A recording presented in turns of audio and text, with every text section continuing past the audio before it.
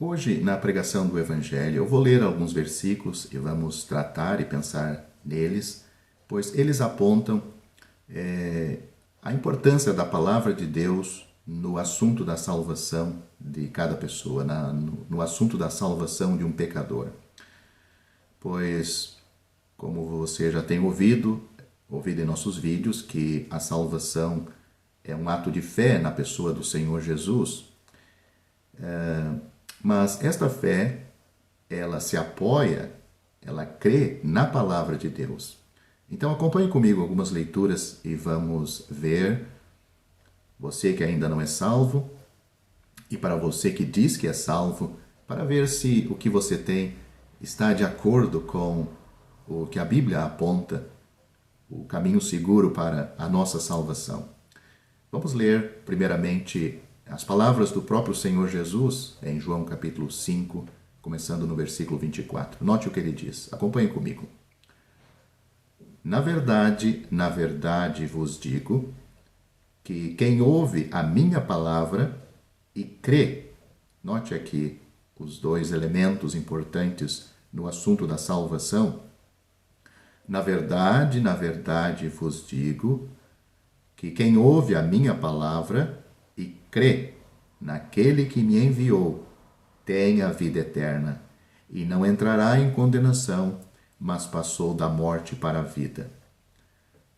Em verdade vos digo que vem a hora, e agora é, em que os mortos ouvirão a voz do Filho de Deus, e os que a ouvirem viverão. Aqui ele não está falando da ressurreição dos mortos, uma coisa que ainda vai acontecer no futuro, a ressurreição dentre os mortos dos salvos, mas ele está falando aqui de mortos espirituais, mortos espiritualmente, mas ouvindo a voz do Filho de Deus, eles terão vida eterna, o que ele está falando no versículo anterior, no versículo 24. Vamos ler agora 1 Timóteo, começando no versículo 15. 2 versículos ali também. As palavras do apóstolo Paulo a Timóteo, ele diz: esta é uma palavra fiel e digna de toda a aceitação, que Cristo Jesus veio ao mundo para salvar os pecadores, dos quais eu sou o principal. Mas por isso alcancei misericórdia, para que em mim, que sou o principal, Jesus Cristo mostrasse toda a sua longanimidade, para exemplo dos que haviam de crer nele para a vida eterna. Então, 1 Timóteo capítulo 1, o versículo 15 e o 16. E agora, mais alguns versículos em Hebreus capítulo 4. Vamos começar no versículo 12. O escritor diz: porque a palavra de Deus é viva e eficaz, e mais penetrante do que espada alguma de 2 gumes, ou 2 fios, e penetra até a divisão da alma e do espírito, e das juntas e medulas, e é apta para discernir os pensamentos e intenções do coração. E não há criatura alguma encoberta diante dele, diante de Deus. Antes, todas as coisas estão nuas e patentes aos olhos daquele com quem temos de tratar. O destaque aqui da palavra de Deus, neste capítulo 4 de Hebreus, está relacionado com a fé daqueles israelitas no Antigo Testamento que não creram na palavra de Deus. Note o versículo 2 deste mesmo capítulo, vamos ler também. Porque também a nós foram pregadas as boas novas como a eles. Mas a palavra da pregação não lhes aproveitou, porque não estava misturada com a fé naqueles que a ouviram. Este versículo, então, está no capítulo 4, versículo 2. Portanto, nesses versículos nós vemos a importância da palavra de Deus no assunto da salvação. Você que me ouve, você tem esta experiência pessoal de ter ouvido a palavra de Deus e ter crido na palavra de Deus, o que ela revela para nós. Muitas pessoas têm a salvação quando se pergunta sobre o assunto da salvação, porque muita gente até toma a pergunta como surpresa, quando se pergunta: você já é salvo? Como foi salvo? Onde foi salvo? E normalmente a cristandade conta alguma experiência religiosa, deixar de alguns vícios, alguns costumes imorais e assumir uma postura evangélica, uma postura cristã, um comportamento cristão. Ou a pessoa alega dizer ter sido curada, ela tinha algum problema de saúde, algum problema financeiro, algum problema pessoal, social, mas quando entrou e começou a participar de uma determinada denominação religiosa, então as coisas mudaram na sua vida. E pode realmente ter mudado, não estou dizendo que não tenha acontecido isto, e pode ser real esses assuntos na vida dessas pessoas. Mas a salvação, a verdadeira salvação, o que a Bíblia trata da salvação das nossas almas, que nos prepara para entrar no céu, prepara pecadores perdidos como eu e você a ser apto para se tornar filhos de Deus, ser aceitos por Deus, na hora da morte nós irmos para o céu, ou o Senhor Jesus Cristo vindo para o arrebatamento da sua igreja, nós irmos com Ele, o arrebatamento da sua noiva, nós irmos com Ele, não está ligado a estas coisas. Porque a experiência da salvação começa com o pecador sendo esclarecido pela palavra de Deus o que realmente ele é. Se você abrir a sua Bíblia nas primeiras páginas, lá em Gênesis, você vai ver a história da criação da humanidade, capítulo 1, capítulo 2, mas já no capítulo 3, Deus aponta aonde está o maior problema no ser humano. A Bíblia começa mostrando aonde Deus, como Deus fez o homem, aonde colocou o homem, em que pé o homem foi criado e colocado no mundo, ou seja, num estado de inocência, num jardim e num mundo perfeito criado por Deus, mas também, logo em seguida, já no capítulo 3, Deus mostra da onde este homem caiu e quão fundo ele foi. Aí você tem todas as escrituras, os 66 livros da Bíblia, para mostrar o quão terrível é o pecado na natureza humana. O quão mal o pecado faz no próprio ser humano e na humanidade. E nós vemos através das Escrituras Deus mostrando não somente a ruína do pecador, mas o remédio, a salvação, o caminho e o meio da salvação que Deus preparou. No Antigo Testamento nós vemos de forma ilustrada, até mesmo naquelas vestes que Deus preparou para Adão e Eva. Logo em seguida nós temos a arca, onde Noé e 8 pessoas entraram para a salvação das suas vidas. E assim segue. Depois nós temos o tabernáculo com todos aqueles sacrifícios. Temos a história de Caim e Abel, um oferecendo um sacrifício de um animal, com sangue, a morte daquele animal, e sendo aceito por Deus, e Caim, com a sua oferta sem sangue, não sendo aceita por Deus. Enfim, a Bíblia mostra desde o início a ruína do ser humano, o caminho de salvação, o remédio de Deus e também a responsabilidade deste pecador em dar crédito na palavra de Deus e aceitar o que Deus tem preparado para a nossa salvação. Portanto, para a nossa salvação, para um pecador ser salvo, a primeira coisa que ele tem que entender e crer na palavra de Deus e ouvir da palavra de Deus, ouvir de Deus, é que ele está perdido, totalmente perdido. Não há nada no ser humano que possa ajudá-lo no assunto da salvação. Enquanto cada pessoa não chegar neste grau de conhecimento que não é muito, mas é necessário, e é o ponto mais difícil para o ser humano por causa do seu orgulho, sempre ele pensa que ele pode ser pecador, sim, como as demais pessoas, mas não como nós lemos, por exemplo, em 1 Timóteo, capítulo 1 e 15, onde Paulo disse que ele era o principal dos pecadores. Aí é difícil de encontrar pessoas assim, onde diz, eu sou um pecador perdido. Eu concordo com Deus e a sua palavra. Eu sou merecedor do castigo divino, do inferno por causa dos meus pecados. Deus não seria justo em me levar para o céu como eu nasci, com os meus pecados, sem uma salvação que me purifica, me justifica diante de Deus, me deixa limpo, que a minha consciência, eu mesmo saiba que algo foi feito no assunto dos meus pecados, que não resolveu só para mim, mas resolveu para Deus, aonde o assunto realmente tem peso e tem valor, porque para nós,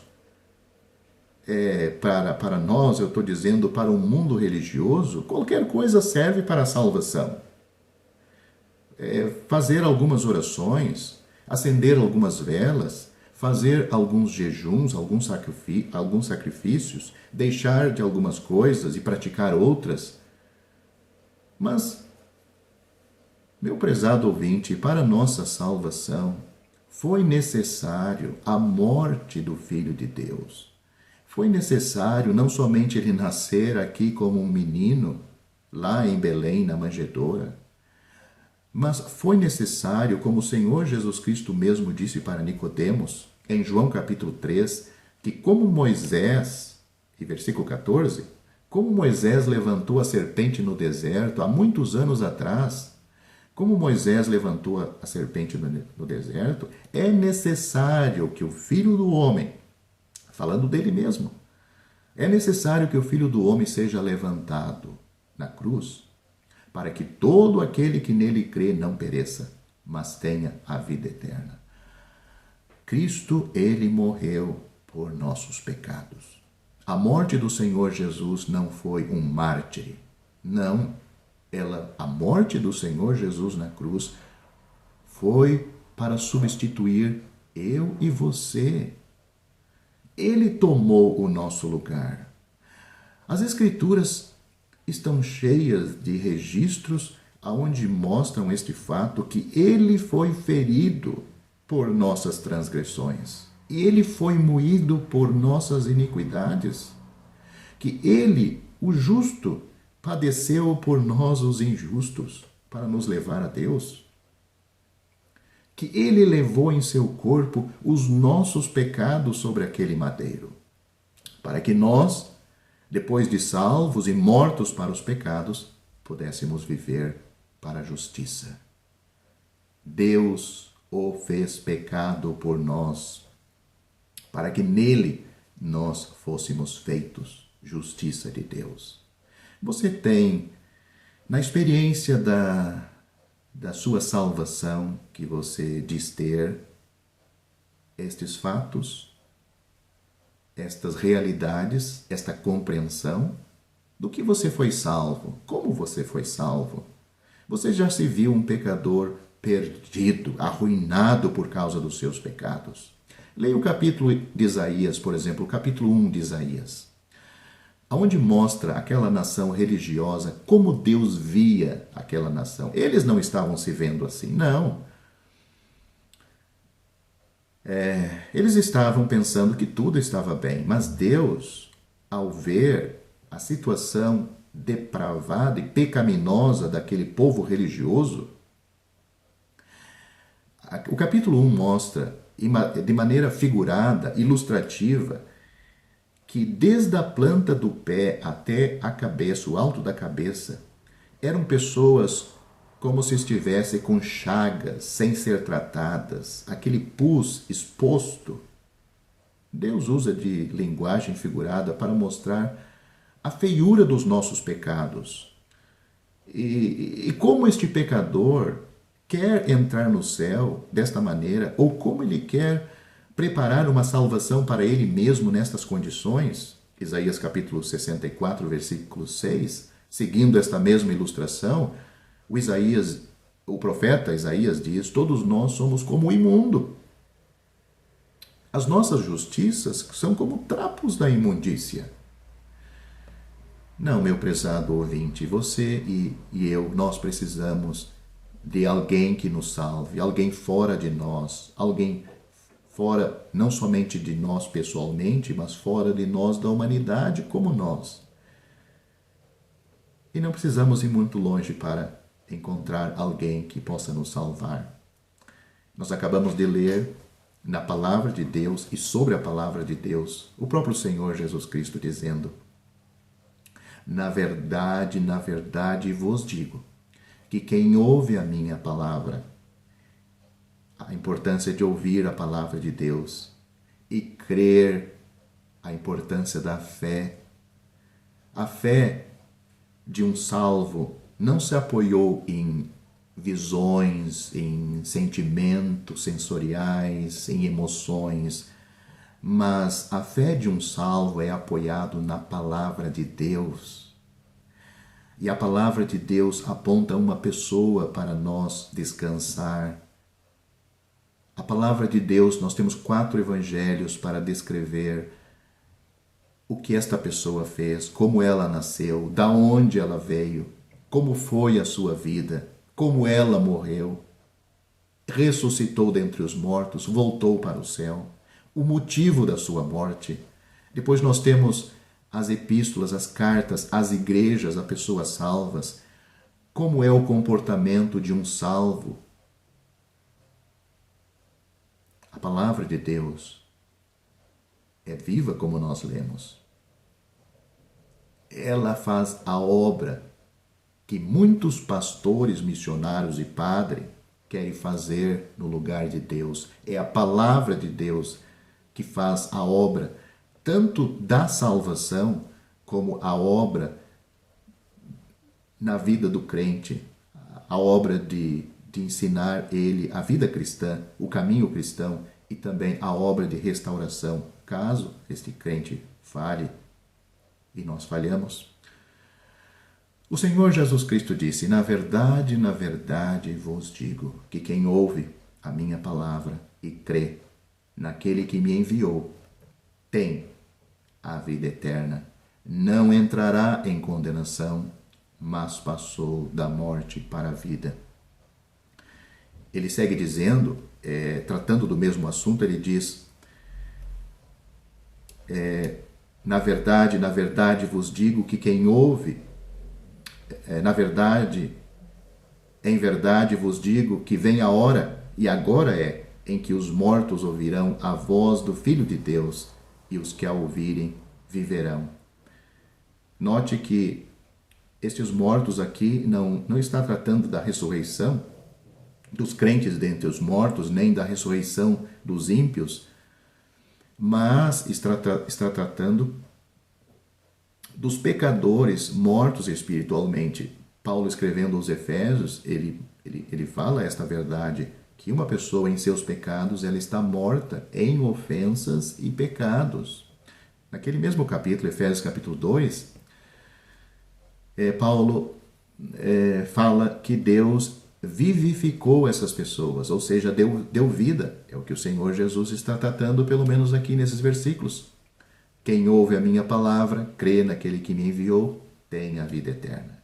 Ele diz que estes mortos espiritualmente, quando ouvem, ele diz: agora é o momento desses mortos espiritualmente ouvir a minha palavra. E os que ouvirem a voz do Filho de Deus viverão, terão vida. Você já tem a vida eterna. Você já se viu um pecador perdido? E meu prezado ouvinte, você morrendo como está sem esta salvação, não tenha dúvida. Segundos, talvez milésimos de segundo, você fechando os seus olhos para esta vida, você deixando esta vida, morrendo em seus pecados, você vai abrir não os olhos físicos, mas a sua alma, a sua verdadeira pessoa no inferno. Existe este estado de sofrimento na eternidade. Como existe o céu, para onde o Senhor Jesus voltou e levou o espírito e a alma daquele ladrão que morreu e creu nele antes, confiou nele, foi salvo por Cristo antes da morte e foi para o paraíso. Como existe este estado de felicidade, também existe o inferno, um lugar, um estado de sofrimento, onde estão almas de pecadores que morrem em seus pecados. Não se iluda, não espere para descobrir esta realidade quando já estiver lá, porque os que estão lá, de lá, eles não vão sair mais para ter outra oportunidade. Não arrisque tudo o que você tem, perdendo a sua alma eternamente. Você deve buscar a sua salvação. Nós lemos da importância da palavra de Deus no assunto da salvação. A fé, até nós lemos, inclusive, dos israelitas no Antigo Testamento que tinham a palavra de Deus, mas a palavra de Deus não estava acompanhado com a fé. Não adianta ter só a palavra de Deus, você pode até ter a palavra de Deus, carregar a Bíblia debaixo do seu braço, indo para os cultos, para as reuniões, ter a palavra de Deus em suas mãos, ler a palavra de Deus, mas você tem que crer na palavra de Deus. Não crer só em partes da palavra de Deus, mas crer nela integralmente. Por exemplo, você que não é salvo, você crê que Deus vai lançar você no inferno? Esta é uma verdade bíblica. A salvação de Deus é tão importante e a salvação de Deus é algo tão sério que foi necessário o Filho de Deus, não outra pessoa, o próprio eterno Filho de Deus, tomar o nosso lugar sobre a cruz. É nele que você tem que confiar, porque a palavra de Deus aponta para ele. Ele mesmo está dizendo aqui: na verdade vos digo, quem ouve a minha palavra e crê naquele que me enviou tem a vida eterna, não entrará em condenação, mas passou da morte para a vida. Este versículo é precioso, mas nós também temos este versículo tão importante e precioso do apóstolo Paulo em 1 Timóteo capítulo 1, versículo 15, onde ele diz: esta é uma palavra fiel e digna de toda aceitação, que Cristo Jesus veio ao mundo para salvar os pecadores, dos quais eu sou o principal. Esta é uma palavra fiel em que podemos confiar, em que Cristo Jesus veio ao mundo para salvar os pecadores. E Paulo diz, dos quais eu sou o principal. Será que você já descansou na palavra de Deus, aonde apresenta o eterno Filho do eterno Deus como o Salvador todo-suficiente? Aquele que ocupou o nosso lugar na cruz, um lugar de castigo, de juízo divino, aonde ele sofreu no nosso lugar, o castigo que nos traz a paz caiu sobre ele, e pelas suas pisaduras nós podemos ser sarados, nós podemos ser salvos. Hebreus capítulo 4, versículo 12 e 13 é um versículo muito importante, porque trata da palavra de Deus e como ela é vista pela própria palavra de Deus. Diz que ela é viva e eficaz. Ela é viva, uma coisa real, uma coisa que age sozinha. Vida age sozinha. Vida age sozinho. Ela é viva e eficaz. É mais penetrante do que a espada, alguma espada de 2 fios, que consegue dividir o que é coisas da alma e coisas do espírito, e juntas e medulas, e é apta para discernir os pensamentos e a intenção do coração. Note o poder da palavra de Deus. E note, talvez porque você ainda não é salvo, A palavra de Deus, ela sabe dividir coisas da alma e coisas do espírito. Ela consegue discernir, ela consegue atingir, discernir, diz aqui, os pensamentos e intenção. A palavra de Deus consegue chegar até, não somente sobre os seus pensamentos, a intenção está antes do pensamento. A intenção, Deus valoriza a intenção. Antes de pensarmos, então tem a intenção, o pensamento e a ação.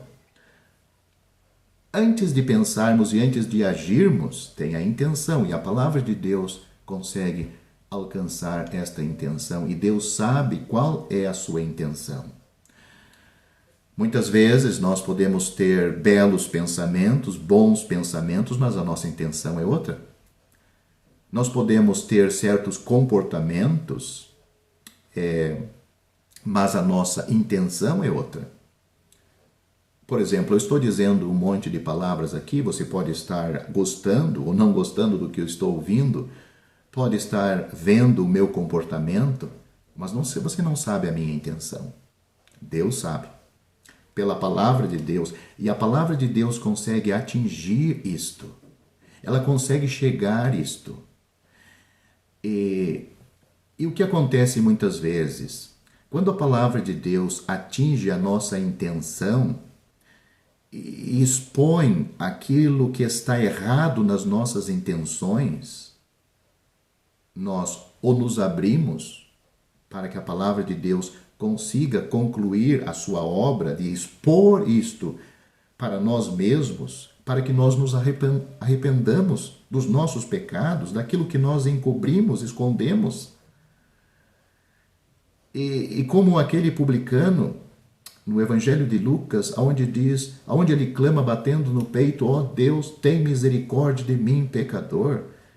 Este homem foi, sem dúvida, convencido pela palavra de Deus em sua própria casa, no seu local de trabalho, e ele correu para o templo porque ele sabia, era a história de Israel, ali Deus está, foi algo que Deus construiu. E naquele ambiente, não significa que você tem que correr hoje para algum lugar. Aquele pecador, aquele publicano, ele podia ter feito isso em qualquer lugar. Mas para Israel havia um local onde Deus havia dito que ali ele ia colocar o seu nome. Neste ambiente, neste local, ele batia no peito dizendo: ó Deus, tem misericórdia de mim, pecador. Perto dele havia um fariseu que só se vangloriava, só mostrava para Deus as coisas boas que ele fazia, não revelava para Deus o mal que havia no seu coração. Então a palavra de Deus faz isto, ela vai até a nossa intenção, expõe a nós, porque Deus já sabe.